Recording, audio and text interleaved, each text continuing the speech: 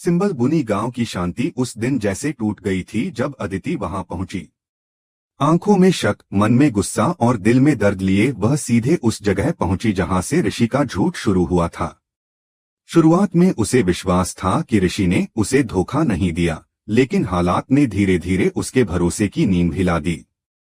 उसने खुद सुना था कि ऋषि किसी इवेंट में गया है और उसी भरोसे के साथ उसने नीलू दीदी के साथ वहां जाने का फैसला किया था। रास्ते भर दोनों के बीच बातें होती रहीं। देखना दीदी, ऋषि सच बोल रहा होगा, वह कभी झूठ नहीं बोल सकता। पर जब दोनों उस लोकेशन पर पहुंचे तो वहां न कोई इवेंट था, न कोई भीड़, न कोई मंच। सब कुछ वीरान और बंद पड़ा था। यह देखकर अदिति के चेहरे का रंग उड़ गया। नीलू ने माहौल को संभालने की कोशिश की और बोली, शायद ऋषि को लोकेशन को लेकर कंफ्यूजन हुआ हो या फिर इवेंट कहीं और हो रहा हो। लेकिन अदिति ने उसकी बात को काटते हुए कहा, नहीं दीदी, कोई कंफ्यूजन नहीं है। मैंने खुद सुना था कि इवेंट आज ही है, लेकिन यहाँ के लोगों ने बताया कि यह तो 7 दिन बाद होगा। इसका मतलब साफ है, ऋषि ने मुझसे झूठ बोला। उसके शब्दों में झलक रहा दर्द अब शक में नहीं बल्कि गुस्से में बदल गया था। उसे लगने लगा कि ऋषि ने यह बहाना सिर्फ इसलिए बनाया ताकि वह झनक से मिलने जा सके। नीलू ने भी अनजाने में आग में घी डालते हुए कहा, कहीं ऐसा तो नहीं कि वही लड़की झनक ने उसे बुलाया हो, वरना ऋषि तुम्हें छोड़कर वहां क्यों जाता। अदिति के दिल में अब आग सुलग चुकी थी और उसने बिना देर किए फैसला किया, अब मुझे खुद जाकर देखना होगा कि सच्चाई क्या है। उधर गांव के एक छोटे से घर में ऋषि झनक के सामने खड़ा था। उसके चेहरे पर बेचैनी साफ थी, जैसे वह कुछ बहुत जरूरी कहना चाहता हो। वह कई बार कोशिश करता कि झनक से अपने दिल की बात कह सके, लेकिन झनक उसे रोक देती। आप यहाँ से जाइए ऋषि, अगर अदिति दीदी को पता चल गया तो बहुत बुरा होगा। वह पहले से ही आपसे नाराज हैं। झनक की आवाज में डर साफ झलक रहा था। वह नहीं चाहती थी कि उसकी वजह से ऋषि और अदिति के रिश्ते में दरार आए। पर ऋषि के दिल में अब सब कुछ साफ था, वह झनक से दूर नहीं रह सकता था।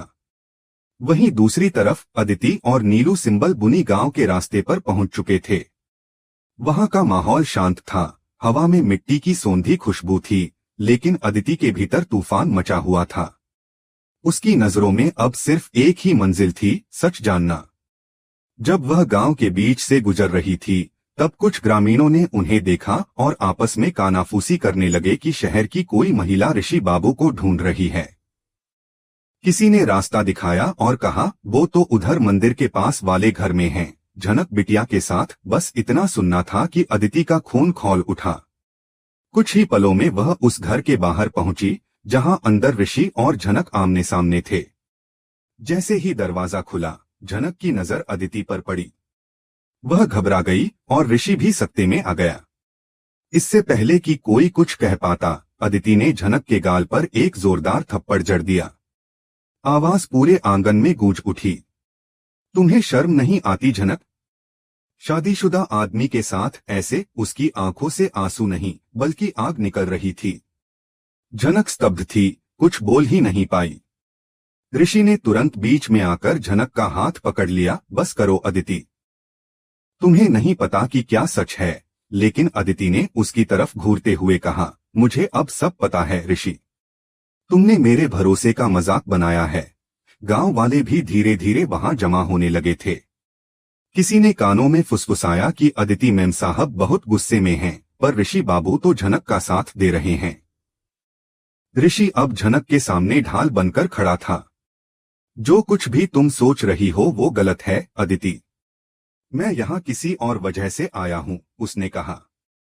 लेकिन अदिति की आंखों में अब सुनने की ताकत नहीं थी।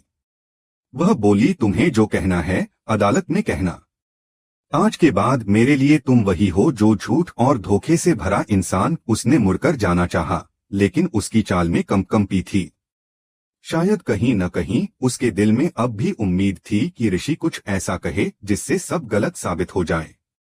उधर गांव की औरतें आपस में बातें करने लगीं कि कमाल है, शहर से आया आदमी इस लड़की झनक के लिए इतना कुछ कर रहा है।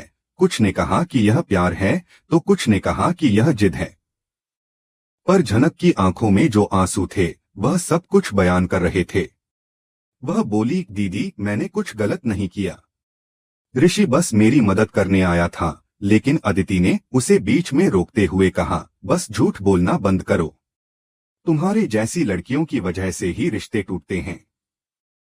ऋषि ने आखिरी बार कोशिश की, अदिति तुम मुझे गलत समझ रही हो। मैं झनक को भूल नहीं सका, पर इसका मतलब यह नहीं कि मैंने तुम्हारे साथ धोखा किया। यह सुनकर अदिति ने उसकी आंखों में देखा और एक पल के लिए उसका चेहरा ठहर गया। उसके भीतर का तूफान जैसे थम गया, लेकिन फिर उसी पल उसने खुद को संभाला और बोली, अगर यह प्यार है तो मैं इसे बंधन नहीं बनने दूंगी। आज से हमारे रास्ते अलग हैं। ऋषि वहीं ठहर गया, जबकि झनक चुपचाप अपनी आंखें पोंछने लगी। गांव वाले अब उनके चारों ओर खड़े थे। कोई कुछ समझ नहीं पा रहा था। लेकिन इसी बीच खबर फैल गई कि सम्मान समारोह शुरू होने वाला है। झनक को उसके काम के लिए सम्मानित किया जाने वाला था। वह मन ही मन टूट चुकी थी, पर चेहरे पर मुस्कान लाने की कोशिश कर रही थी। मंच पर जाते वक्त उसकी नजरें भीड़ में ऋषि को ढूंढ रही थीं, और जब उनकी आंखें मिली तो दोनों के बीच एक खामोश वादा सा हुआ, शायद कहानी अभी खत्म नहीं हुई है।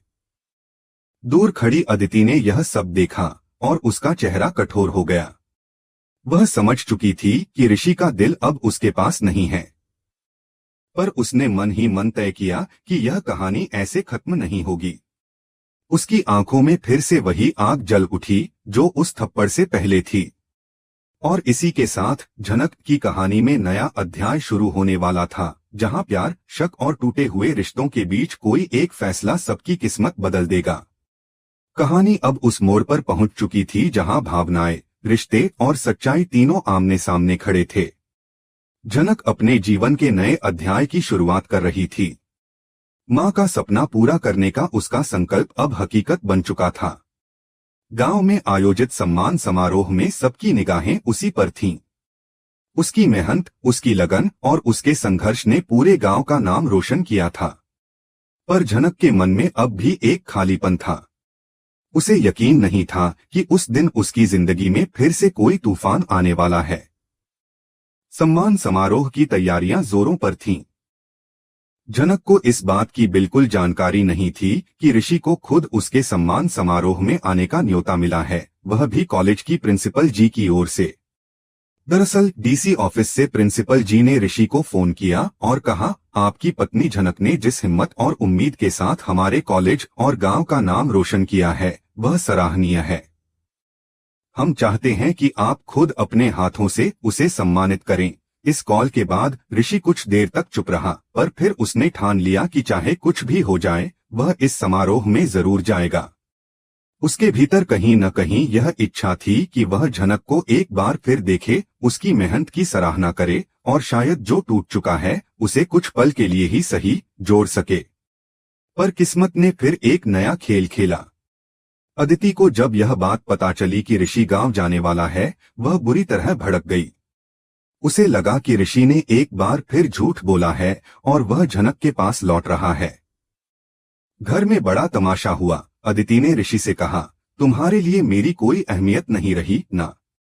जब भी बात झनक की आती है तुम सब भूल जाते हो। लेकिन ऋषि अब चुप नहीं था। उसने दृढ़ स्वर में कहा, मैं वहां अपने कर्तव्य के लिए जा रहा हूं अदिति। उस लड़की ने उस गांव को पहचान दिलाई है और मैं उसका सम्मान करने जा रहा हूं। चाहे कुछ भी हो जाए, मैं वहां जरूर जाऊंगा।